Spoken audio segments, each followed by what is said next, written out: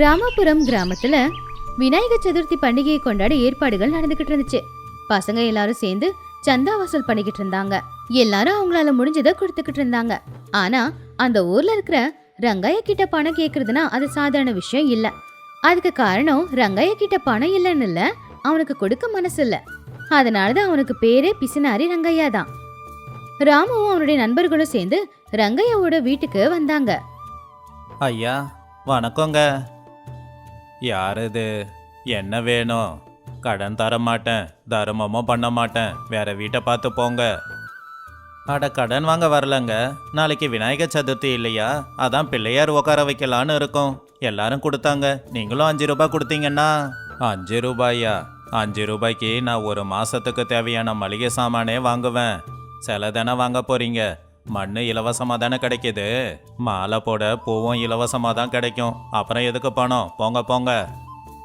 ஐயா அப்படி சொல்லாதீங்க, கடவுள் விஷயம் இல்லையா, 1 ரூபாயாவது கொடுங்க. 1 ரூபா கூட கொடுக்க மாட்டேன். உங்களுக்கு நான் எதுக்கு பணம் கொடுக்கணும்? வருஷம் முழுக்க ஊர் சுத்துற பசங்க விநாயகர் சதுர்த்திக்கு சாமி கும்பிடுறாங்களாமா, எதுக்கு பணத்தை வீணாக்கவா? அதை கேட்டு ராமுவுக்கு கோவம் வந்துச்சு. ஆனா கோவத்தை காட்டிக்காம அவன் யோசிக்க ஆரம்பிச்சான்.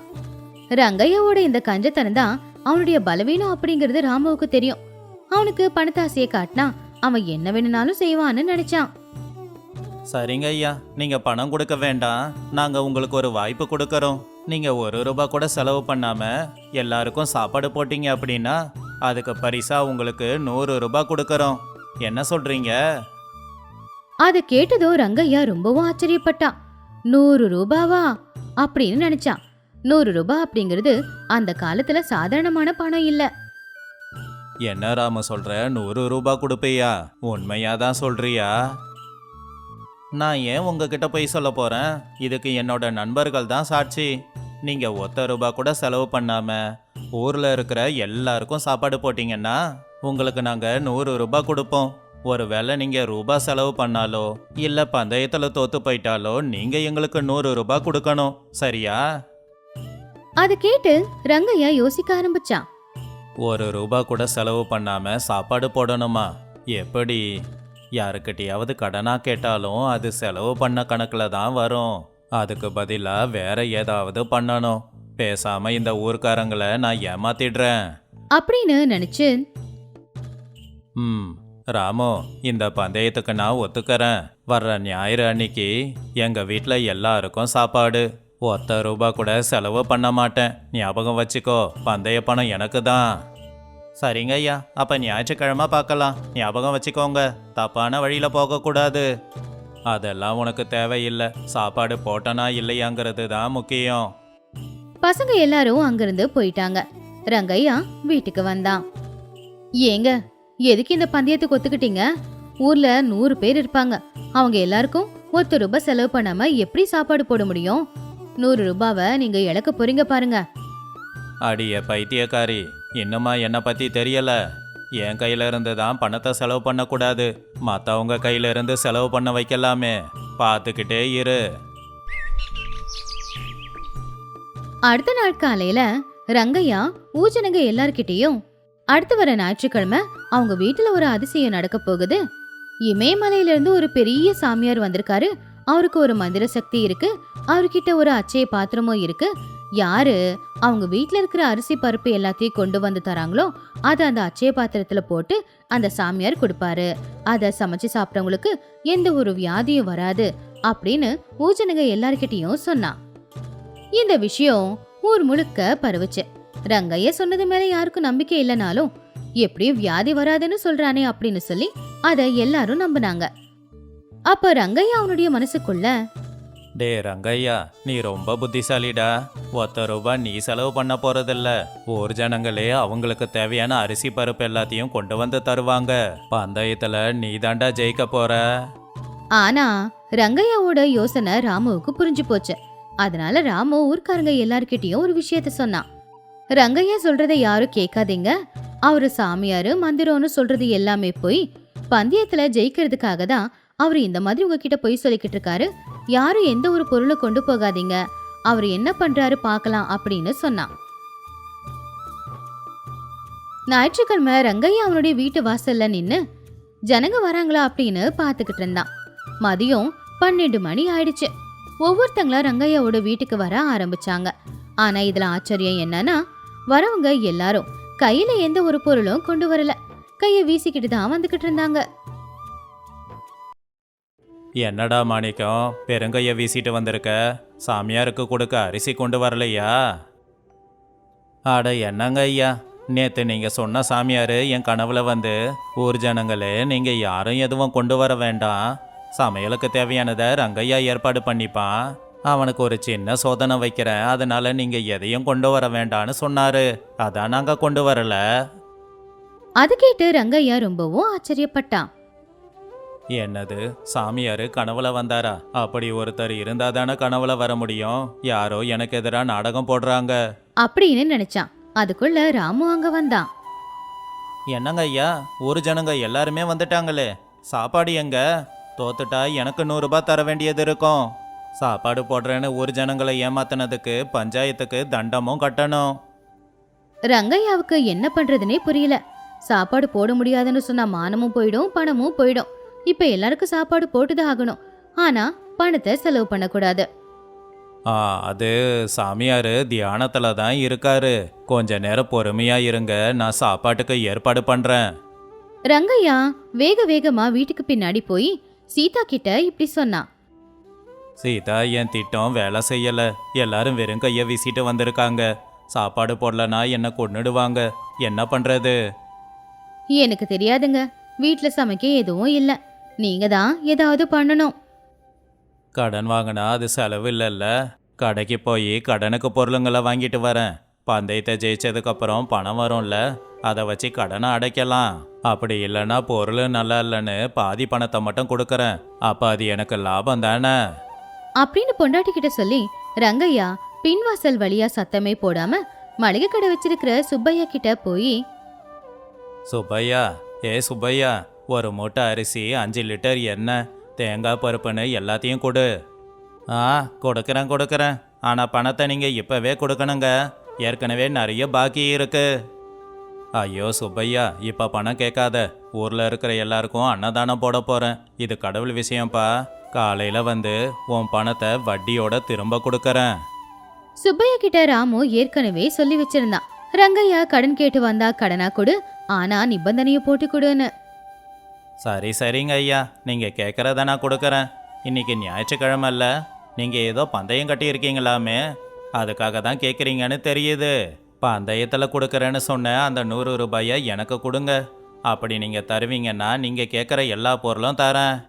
அதை கேட்டு ரங்கையா யோசிக்க ஆரம்பிச்சான். இவனுக்கு எப்படி தெரியும்? சரி, இப்போதைக்கு இவங்கிட்ட கடனுக்கு பொருளை வாங்கிட்டு போய் பந்தயத்தில் ஜெயிக்கிறேன். பணத்தை ஜெயிச்சதுக்கு அப்புறம் கொடுக்குறேன். பந்தயத்தில் ஜெயிக்கிறது தான் இப்போ முக்கியம். சரி சுப்பையா, நீ சொல்றத நான் அப்படியே செய்யறேன். நீ சீக்கிரம் பொருளெல்லாம் கொடு. ரங்கையா பொருளெல்லாம் எடுத்துட்டு போனான். சீதா இன்னும் சில பொம்பளைங்க எல்லாரும் சேர்ந்து சமையல் செய்ய ஆரம்பிச்சாங்க. போட்டியில ஜெயிக்க போறோம் அப்படிங்கிற திமிரு தெளிவா ரங்கையாவோட முகத்துல தெரிஞ்சுது. ₹1 செலவு பண்ணல அப்படிங்கிற சந்தோஷமா அவன் முகத்துல இருந்துச்சு. கொஞ்ச நேரத்துல சமையலும் முடிஞ்சது. ஜனங்க எல்லாருமே வாசல்ல வந்து உக்காந்துக்கிட்டு இருந்தாங்க. எல்லாரும் சாப்பிட்டுக்கிட்டு இருந்தாங்க. அப்ப ரங்கையா வாசல்ல உக்காந்து அது திமிரா பாத்துக்கிட்டு இருந்தான். ஐயா, பரவாயில்ல, எல்லாருமே சாப்பிட்டுட்டாங்க. அப்படி பார்த்தா நீங்க எல்லாருக்கும் வயிறார சாப்பாடு போட்டுட்டீங்க. பந்தயத்தில் ஜெயிச்சா மாதிரி தான். பின்ன ரங்கையானா சும்மாவா? என் பேக்கெட்டை பாரு, ₹1 இல்லை, ₹1 கூட செலவு பண்ணல. சரிங்க ஐயா, எல்லாரும் சாப்பிட்டு முடிச்சிட்டாங்க. இப்போ நாம கணக்கை தீர்த்திடலாம். பூசாரி ஐயா, அந்த 100 ரூபாயை கொண்டு வாங்க. ராமு அந்த பணத்தை எடுத்துட்டு வந்து நீட்டினான். ரங்கையாவும் ஆசையா அதை வாங்குறதுக்காக கையை நீட்டினான். ஆனா அப்ப அந்த இடத்துக்கு சுப்பையா வந்தான். என்ன ரங்கையா, கொடுக்க வேண்டிய பொருளெல்லாம் கொடுத்தேன்ல, இப்போ எனக்கு தர வேண்டிய பணத்தை கொடுங்க. என்னது, இப்போவே வா? நாளைக்கு தான் பணத்தை தரேன்னு சொன்னனே. அதெல்லாம் எனக்கு தெரியாது. பந்தயத்தை பற்றி ராமு ஏற்கனவே சொல்லிட்டான். உங்ககிட்ட இருந்து ₹1 செலவு பண்ணுறது மட்டும் இல்லை செலவு, கடன் வாங்கி பண்ணாலும் செலவு தான். நீங்கள் பொருளெல்லாம் கடனாக வாங்கியிருந்தாலும் அதுவும் செலவு தானே. கடனை திருப்பி கொடுக்கலனா அது திருட்டு பொருளாயிடுமே. இப்போவே எனக்கு பணத்தை கொடுங்க. மொத்தம் ₹150 ஆச்சு. என்னது, 150 ரூபாயா? மளிகை சாமானுக்கு அவ்வளோ காசு ஆகுமா? என்னை ஏமாத்த பார்க்குறியா? நான் எதுக்குங்க உங்களை ஏமாத்தணும்? இப்போ விலைவாசி எல்லாம் அதிகமாயிடுச்சு. அதனால மளிகை பொருளோட விலையும் அதிகமாயிடுச்சு. ஒழுங்கா பணத்தை கொடுங்க, இல்லைனா ஊர் பஞ்சாயத்துக்கு உங்களை வர வச்சு உங்கள் மானத்தை வாங்கிடுவேன். என்னங்க ஐயா இது? அப்போ நீங்கள் போட்டியில் ஜெயிக்கலையா? ஏன்னா ₹1 கூட செலவு பண்ணக்கூடாதுன்னு சொல்லியிருக்கோம். நீங்கள் கடன் வாங்கிட்டு வந்திருக்கீங்கன்னா மறுபடியும் அந்த பணத்தை திருப்பி தான் கொடுக்கணும். அப்போ அது செலவு தானே? அந்த கணக்குப்படி பார்த்தா நீங்கள் தோத்துட்டீங்க. ரங்கையாவால ஒண்ணுமே சொல்ல முடியல. அவன் போட்டு திட்டம் தலைகீழா மாறி இருந்துச்சு. ராமு, இது அநியாயம். நான் ஒன்றும் என் பணத்தை செலவு பண்ணலையே.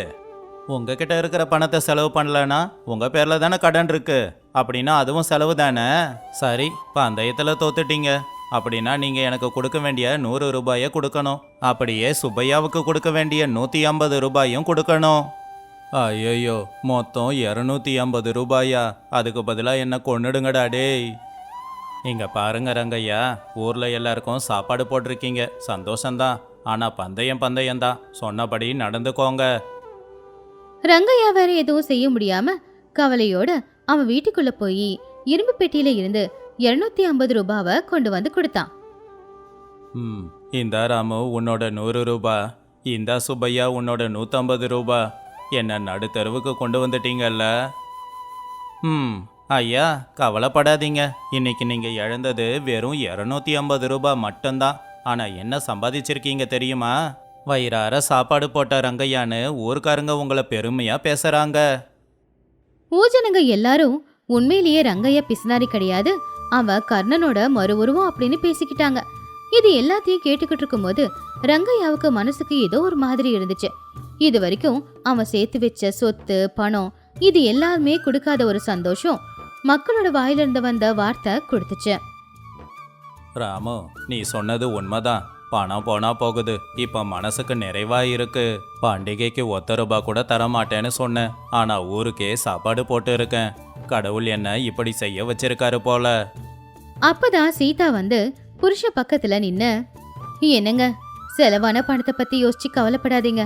இன்னைக்குதான் உண்மையிலேயே நம்ம வீட்டுல ஒரு பண்டிகை நடந்திருக்கு அப்படின்னு புருஷனை சமாதானப்படுத்தினா. ஐயா, நீங்க பந்தயத்துல தோத்துட்டீங்க உண்மைதான். ஆனா எங்களுக்கு இந்த 100 ரூபாய் வேண்டாம். இத அடுத்த வருஷ பண்டிகைக்கு எங்களுக்கு சந்தா கொடுக்க எடுத்து வச்சுக்கோங்க. ஆனா சுப்பையாவுக்கு கொடுக்க வேண்டிய 150 ரூபாயை மட்டும் அப்படியே கொடுத்துடுங்க. ரங்கையா ராமுவோட மனசை பார்த்து சந்தோஷப்பட்டான். வேணா ராமு, பந்தயத்துல தோத்தது தோத்ததாவே இருக்கட்டும். இந்த 100 ரூபாயை கோவில் செலவுக்கு வச்சுக்கோ. அது மட்டும் இல்ல, இனிமே நம்ம ஊர்ல என்ன விசேஷம்னாலும் என்னால முடிஞ்சதை கொடுக்கறேன். இனிமே நீங்க பிசினாரி ரங்கையாவை பார்க்க மாட்டீங்க.